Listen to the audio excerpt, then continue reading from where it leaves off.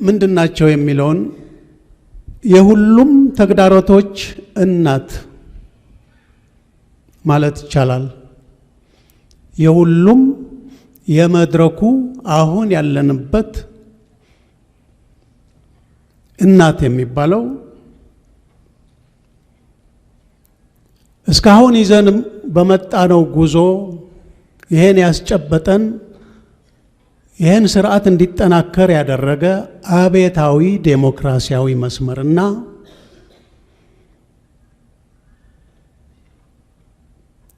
ይህንን ለመጣል የሚታገለን ይህንን ጉዞ ለማሰናከል የሚታገለን ኪራይ ሰብሳቢነት የሚለው በብዙ መንገድ እየተተረጎመ ነው። ጥረግሮ በሀብት አፍርቶ ቤት የሰራ ቤት አከራየ ንብረት አከራየና ለምን አከራይ ይባላለሁ ይላል። የቃል ትርጉም ስተት ስላለው ነው። ኪራይ ሰብሳቢነት ማለት ሳይሰሩ መከበርን በጉቦ በሌብነት በተለያየ መንገድ ህጋዊ ባልሆነ መንገድ መከበርን ማለት ነው። ሀብት ማግበስበስ ማለት ነው።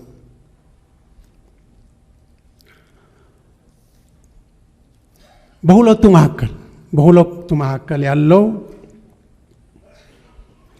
ተግዳሮት ነው የሁሉም እናት። ለምን ይህንን ሁሉ የመራ ድርጅትም በዚህ እየታመሰ ስለሆነ ነው።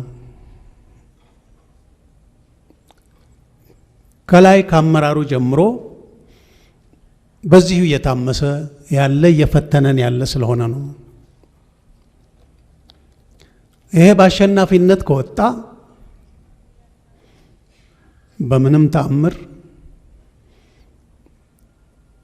እንኳንስ አሁን ይዘነው ባለው ነው ፍጥነት እድገታችንን ለማስቀጠል ቀርቶ አሁን የጀመርናቸውን የዲሞክራሲ ተቋማትን ቅድም የተገለጹትን እነዛን መገንባትና ማጠናከር ቀርቶ እነሱ አሁን ባሉበት ደረጃም ጠብቆ ማቆየትም አይቻልም።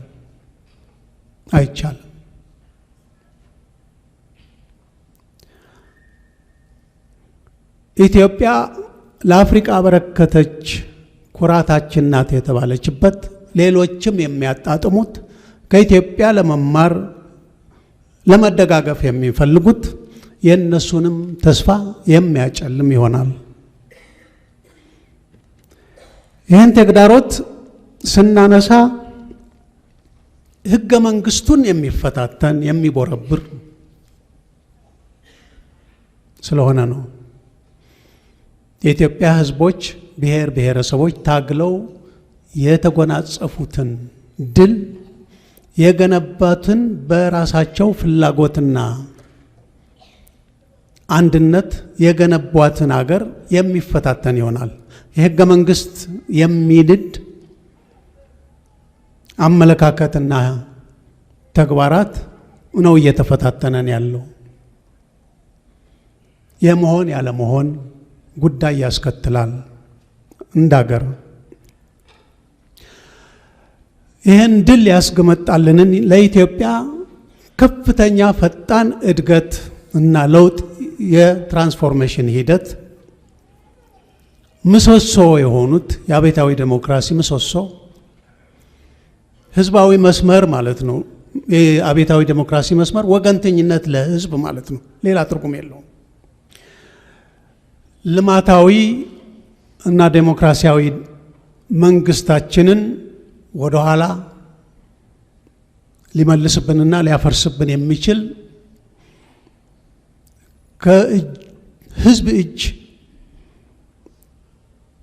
ነጥቆ ወደ ትርምስ ሊከተን የሚችል ስለሆነ ይሄን ተግዳሮት የሁሉም ተግዳሮቶች እናት ነው ያልኩበት ምክንያት ይሄኛው ነው።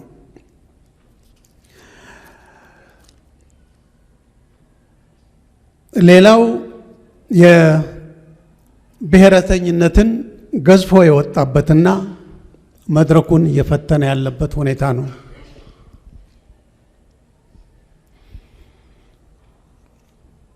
እንዴት ተፈጠረ? ሂደታችን የፈጠረው ነው። የራሱ ደካማ ጎን የፈጠረው ነው።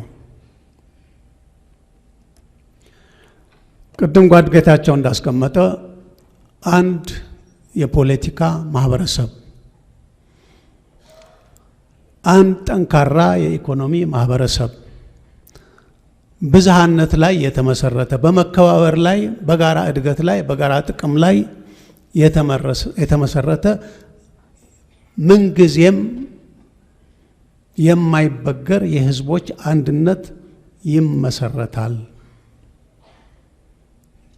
ሁሉም በተዋረድ አካባቢውን በራሱ ያስተዳድራል። የራሱን ታሪክ፣ የራሱን ባህል፣ የራሱን ቋንቋ ያዳብራል፣ ያሳድጋል፣ ይገነባል። ግን በአንድ ማህበረሰብ፣ በአንድ ሀገር አዲስ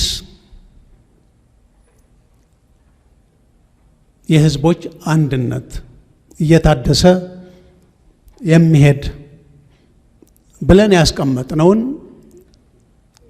እየተሸራረፈ አደጋ ላይ እየወደቀ ነው።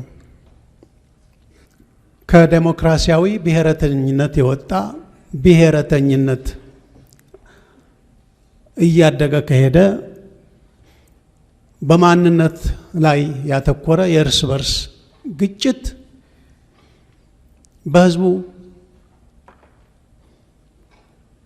ህዝቡንም የሚጎዳ አገሪቱንም የሚጎዳ ሂደታችንም የሚጎዳ ሁኔታ እየፈጠረብን ነው ያለው።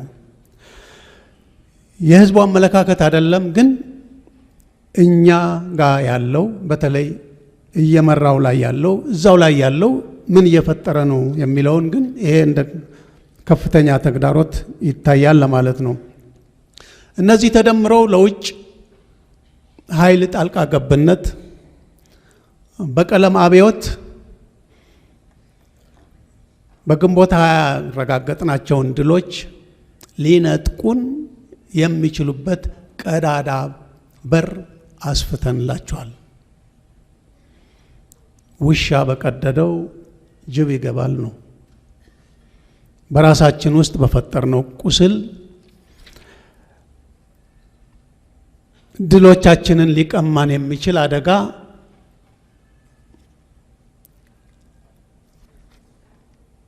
እየገጠመን እንዳለ የሚያሳየን ነው። ይህንን ቀጣይነት ለማረጋገጥ የሚቻለው ይህንን የመራው ማን ነው የሚለውን መመለስ ነው። ያ ህዝባዊ መስመር ነው። እነዛን መስመሮች በጊዜያዊ ጥቅም፣ በግል የስልጣን ፍላጎት፣ በቡድን የመክበር ፍላጎት ሳይሰሩ በመክበር ፍላጎት ካመራሩ ጀምሮ እስከ ታች እየተፈታተነን ያለውን ይህን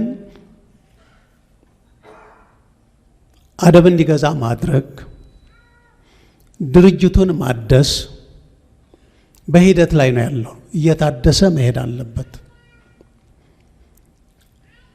ከዚህ ድርጅት ውስጥ ራሱን በመግረፍ ህዝብ ፊት ቆሞ እርቃኑን በማሳየት ሌላ ድርጅት እንኳን በኢትዮጵያ ታሪክ በሌላም የሚወዳደረው የለም። የህዝብ ወገንተኝነቱን እምነት ላይ ስለጣለ ነው። ይህን መቀጠል አለብን፣ ማደስ አለብን። በአሰራሩ ግልጸኝነት፣ ተአማኒነት፣ ተጠያቂነት አሰራሮቹ በውስጡም በህዝቡም ህዝቡ እያነሳቸው ያሉት ጥያቄዎች በየደረጃው መፍታት አለበት። ዛሬ የሚፈታቸው ዛሬ ለነገ ነዳደር የሚላቸው ከህዝቡ ጋር እየተመካከረ ለነገ ከ2 ዓመት ከ3 ዓመት የሚሄዱ ካሉም በግልጽ እነዚህን አንስቶ መመለስ አለበት። በዚህ ብቻ ነው ሊታረቅ የሚችለው። በዚህ ብቻ ነው ለማስቀጠል የሚቻለው። በሌላ መንገድ በምንም ሊቀጥልበት የሚችል እድል የለውም።